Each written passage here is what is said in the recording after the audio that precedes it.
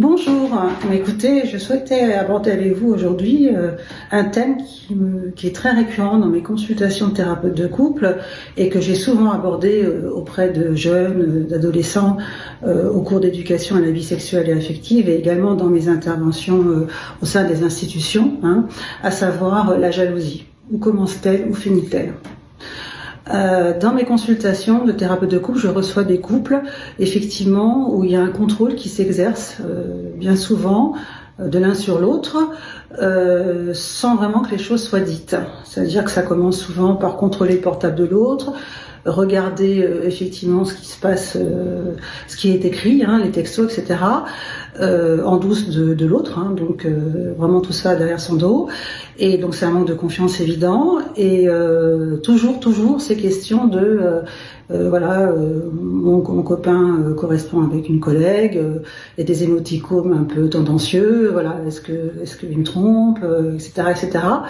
J'ai l'impression qu'on est dans une société maintenant qui tend de plus en plus vers ça.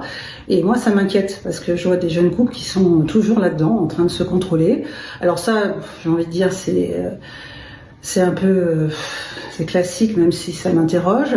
Mais sinon, il peut y avoir effectivement la jalousie, qui est finalement la jalousie maladive, qui fait partie d'une forme de violence psychologique. Alors là, c'est beaucoup plus grave. C'est vraiment un contrôle permanent qui s'exerce de l'un sur l'autre. Moi, j'ai plus souvent vu effectivement des hommes qui exerçaient ce contrôle-là sur leur conjointe, et ça peut mener effectivement à des violences, des violences conjugales. Donc, pour le coup, j'aimerais pouvoir discuter peut-être avec d'autres professionnels, voir un petit peu comment vous abordez ces questions-là en consultation.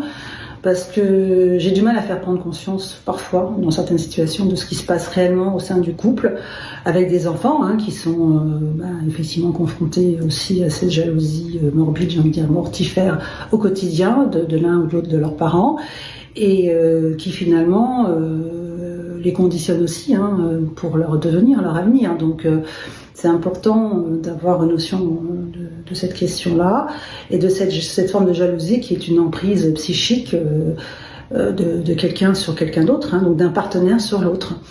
Voilà, donc écoutez, moi je suis ouverte à tous les échanges si vous souhaitez en discuter avec moi en privé ou même sur les réseaux sociaux, il n'y a pas de souci.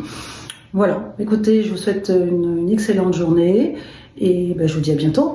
Au revoir. Bonjour, écoutez, je souhaitais aborder avec vous aujourd'hui un thème qui est très récurrent dans mes consultations de thérapeute de couple et que j'ai souvent abordé